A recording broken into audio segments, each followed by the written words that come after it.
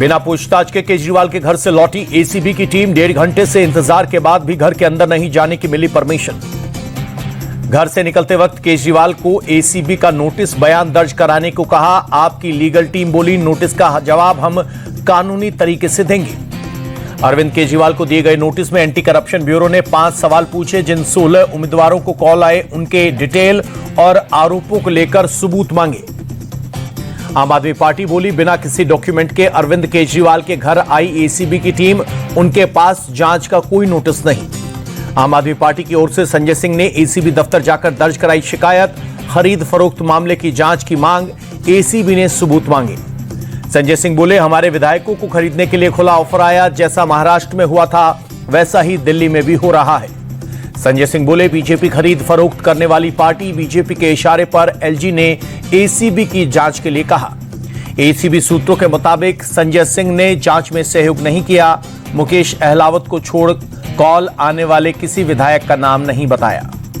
आपके कितने कैंडिडेट को फोन आया, संजय सिंह ने इसका भी जवाब नहीं दिया। पहले 7 और फिर 16 उम्मीदवारों के बयान पर कोई जवाब नहीं। आपने लगाए आरोपों को होनी चाहिए जांच। बीजेपी नेता विष्णु मित्तल बोले एसीबी में हमने पहले शिकायत की।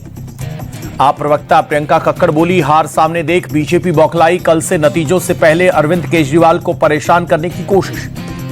केजरीवाल का चुनाव आयोग पर नया आरोप। कहा ईसी ने फॉर्म 17C अपलोड नहीं किया। न ही हर असेंबली में हर बूथ पर पड़े वोट की जानकारी दी गई। बीजेपी नेता रमेश बिधूड़ी का बयान नतीजों से पहले आपने दिल्ली में मानी हार। कल केजरीवाल ईवीएम पर उठाएंगे सवाल। संजय सिंह के आरोपों पर दिल्ली बीजेपी अध्यक्ष वीरेंद्र सचदेवा बोले उनका मानसिक संतुलन बिगड़ गया है। उन्होंने जो घटिया आरोप लगाए हैं उनका जवाब देना होगा। केजरीवाल के 16 उम्मीदवारों के ऑफर वाले आरोपों पर बीजेपी नेता गिरिराज सिंह का पलटवार। बोले आपको 16 सीटें भी नहीं मिलेंगी। चुनावी नतीजों से ठीक एक दिन पहले केजरीवाल ने सभी प्रत्याशियों के साथ मीटिंग की। पार्टी के सभी वरिष्ठ नेता भी रहे मौजूद। नतीजों से पहले हॉर्स ट्रेडिंग की खबर के बीच केजरीवाल ने बुलाई बैठक। कथित तौर पर जिन उम्मीदवारों को फोन आए उनसे ली जानकारी। एग्जिट पोल पर कांग्रेस नेता संदीप दीक्षित का बयान। बोले अगर एग्जिट पोल सही हैं तो मुझे निराशा है। कांग्रेस को 15% वोट मिलने का अनुमान था। एग्जिट पोल पर आप नेता प्रियंका कक्कड़ बोली एग्जिट पोल में आपको नहीं आना शुभ। बीजेपी ऐतिहासिक हार की ओर है। दिल्ली के लोगों को जुमलेबाजी पसंद नहीं। एग्जिट पोल पर शादरा से आप प्रत्याशी जितेंद्र सिंह शंटी बोले सर्वे लोगों को बरगलाने के लिए बनाए गए। दिल्ली में आम आदमी पार्टी की ही सरकार बनेगी। वीरेंद्र सचदेवा ने दिल्ली में बीजेपी की सरकार बनने का दावा किया। कहा बोले जनता ने भ्रष्टाचार के खिलाफ वोट किया। बीजेपी की सरकार बनना तय। दिल्ली बीजेपी सांसद परवीन खंडेलवाल बोले निश्चित रूप से दिल्ली में बीजेपी की सरकार बन रही है। हम विकास की नई कहानी लिखेंगे। दिल्ली बीजेपी सांसद कमलजीत सहरावत ने भी सरकार बनने का दावा किया। बोली बीजेपी की सरकार बनना तय। हमने दिल्ली की जनता को उनके दिलों को जीता है। एग्जिट पोल को लेकर अखिलेश यादव बोले कई बार एग्जिट पोल गलत साबित हुए हैं। कुछ घंटों बाद पता चल जाएगा कि कौन जीतेगा कौन हारेगा। कांग्रेस सांसद इमरान मसूद का बीजेपी और आम आदमी पार्टी पर अटैक। बोले बीजेपी और आप एक दूसरे से मिले हुए हैं। इन्हें राहुल गांधी से डर लगता है। दिल्ली चुनाव को लेकर यूपी के मंत्री जयवीर सिंह ने कहा दिल्ली के नतीजे बीजेपी के पक्ष में। मोदी की गारंटी पर जनता को विश्वास। टीएमसी सांसद सौगत राय बोले हम चाहते हैं दिल्ली में आपकी सरकार बने। एग्जिट पोल कई बार गलत साबित हुए हैं। कांग्रेस उम्मीदवार अभिषेक दत्त ने भी उठाए सवाल। कहा वोटिंग में जिस तरह से धांधली होती है उसे डर बना रहता है कि चुनाव आयोग सरकार के साथ है। कांग्रेस नेता राहुल गांधी ने महाराष्ट्र चुनाव नतीजों में गड़बड़ी का आरोप लगाया। प्रेस कॉन्फ्रेंस कर बोले नतीजों में हेराफेरी हुई। वोटर लिस्ट की समीक्षा करने पर कई खामियां मिली हैं। राहुल गांधी बोले महाराष्ट्र में 5 महीने में 39 लाख नए वोटर जोड़े गए। विधानसभा चुनाव से ठीक पहले इतने वोटर कहां से आ गए। वोटर लिस्ट में अल्पसंख्यकों के नाम हटाने का भी आरोप। राहुल बोले चुनाव आयोग ने हमारी आशंकाओं का जवाब नहीं दिया। हम चुनाव आयोग से वोटर लिस्ट मांगते रह गए लेकिन हमें आज तक नहीं मिली। राहुल गांधी के आरोपों पर चुनाव आयोग का जवाब। कहा पूरे देश में समान रूप से एक प्रक्रिया। हम लिखित जवाब देंगे। चुनाव आयोग ने कहा, दलों से मिले सुझावों और विचारों का महत्व हम तथ्य और प्रक्रिया के साथ जवाब देंगे। संजय राउत बोले, चुनाव आयोग पर सरकार ने कफन डाला। अगर चुनाव आयोग में जमीर जिंदा है तो राहुल गांधी के सवालों का जवाब दें। राहुल गांधी ने तथ्यों और आंकड़ों के आधार पर बात कही। कांग्रेस नेता प्रमोद तिवारी का बयान। राहुल गांधी के आरोपों पर सीएम देवेंद्र फडणवीस का पलटवार। बोले, कवर फायर कर रहे हैं राहुल गांधी, झूठे आरोपों से मन ना बहलाएं। फडणवीस बोले, दिल्ली की हार के बाद क्या बोलना है इसका नैरेटिव तैयार कर रहे हैं राहुल। दिल्ली में कांग्रेस का नामो निशान खत्म होने वाला है। महाराष्ट्र बीजेपी नेता प्रवीण दरकर ने बयान दिया, कहा ये अपनी हार पुरानी कैसेट बार बार बजा रहे हैं। महाराष्ट्र में उद्धव ठाकरे को लग सकता है झटका। पार्टी के कई और सांसद और पूर्व विधायक शिंदे गुट के संपर्क में। उद्योग मंत्री उदय सामंत बोले, ऑपरेशन टाइगर 3 महीने के अंदर होगा सफल। शिंदे गुट में शामिल होने की खबर को उद्धव गुट के सांसदों ने किया खारिज। सांसदों के साथ प्रेस कॉन्फ्रेंस कर अरविंद सावंत बोले, सभी सांसद उद्धव ठाकरे के साथ कोई कहीं नहीं जा रहा। मिल्कीपुर उपचुनाव को लेकर अवधेश प्रसाद का दावा। कहा, बीजेपी की लाख गुंडई और धांधली के बाद भी सपा ही जीतेगी। बिहार एनडीए के कई सांसदों ने संसद भवन में पीएम मोदी से की मुलाकात। मधुबनी पेंटिंग और मखाने का पैकेट भेंट कर बजट के लिए जताया आभार। संसद परिसर में विपक्षी सांसदों का विरोध।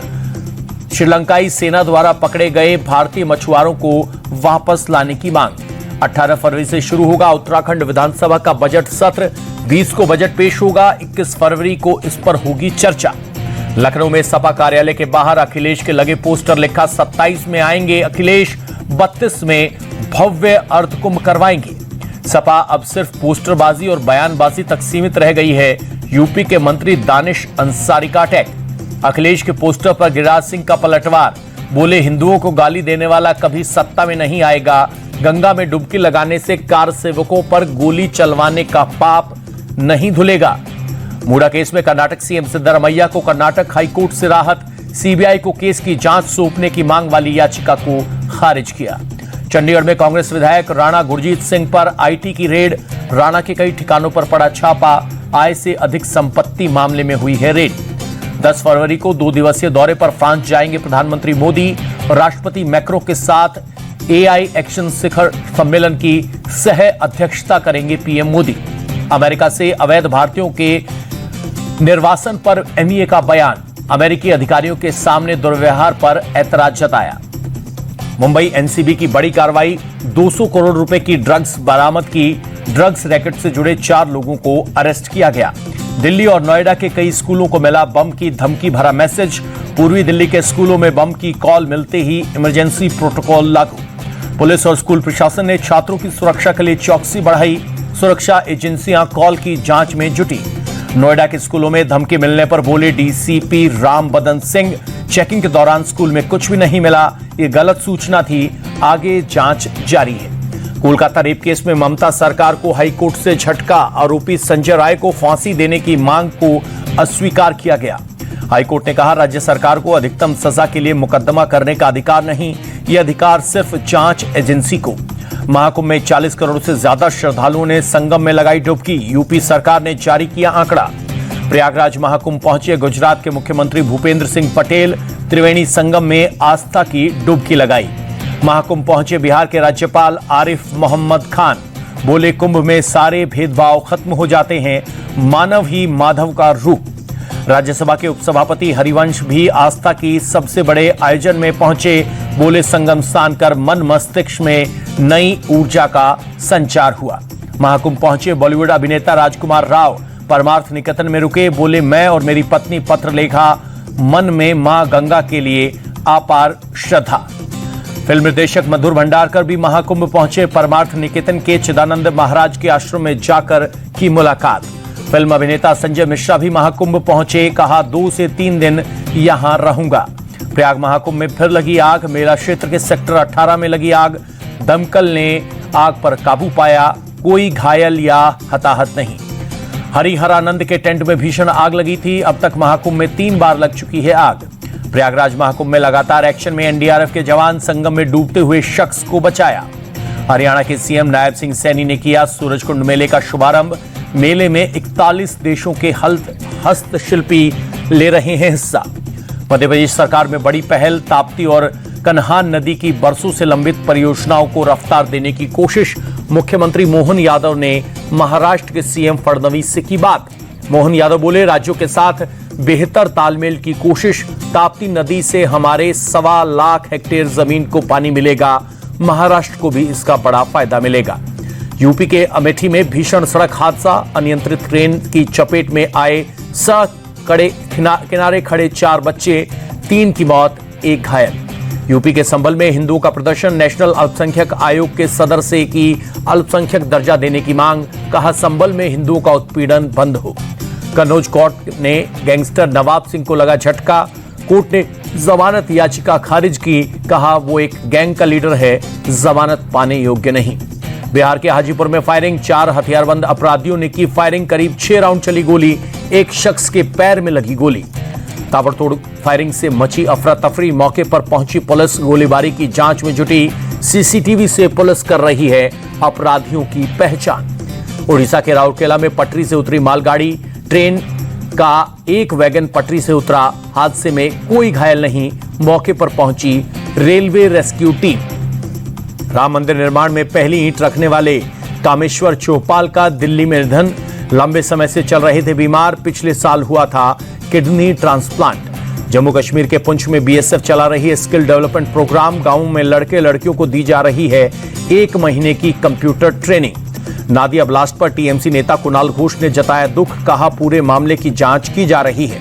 मध्य प्रदेश के जबलपुर में लोहे की रॉड से युवक ने एक अधेड़ की हत्या की, घटना सीसीटीवी में कैद। पुरानी रंजिश को लेकर आरोपी ने अधेड़ की हत्या की, पुलिस ने अरेस्ट कर शुरू की पूछताछ। मध्य प्रदेश के इंदौर में मिनी बस, टैंकर और बाइक की टक्कर, हादसे में 6 लोगों की मौत, 16 अस्पताल में भर्ती, 2 की हालत गंभीर। दिल्ली के ओखला इलाके में लगी भीषण आग, दमकल की 8 गाड़ियों ने आग पर पाया काबू। जम्मू कश्मीर के सोनमर्ग में जेट मॉडल टनल खुलने से भारी संख्या में पहुंचे टूरिस्ट, पर्यटक उठा रहे हैं बर्फबारी का लुत्फ। लोगों ने की केंद्र सरकार की तारीफ। डोडा के भद्रवाह में हुई ताजा बर्फबारी, नजारा हुआ खूबसूरत, पर्यटकों के लिए आकर्षण का केंद्र बना, बड़ी संख्या में पहुंच रहे हैं सैलानी। जम्मू कश्मीर के श्रीनगर में शीतलहर जारी, सुबह सुबह शहर के कई हिस्सों में धुंध की हल्की परत छाई। 5 साल बाद आरबीआई ने रेपो रेट घटाया, ब्याज दर अब 6.5% से घटकर 6.25% हुई। गवर्नर संजय मल्होत्रा ने किया ऐलान। अमेरिकी डॉलर के मुकाबले रुपए में 16 पैसे की बढ़त, $1 की कीमत 87 रुपए 43 पैसे रही। गिरावट के साथ बंद हुआ शेयर बाजार, सेंसेक्स 197 पॉइंट्स और निफ्टी 43 अंक गिरा।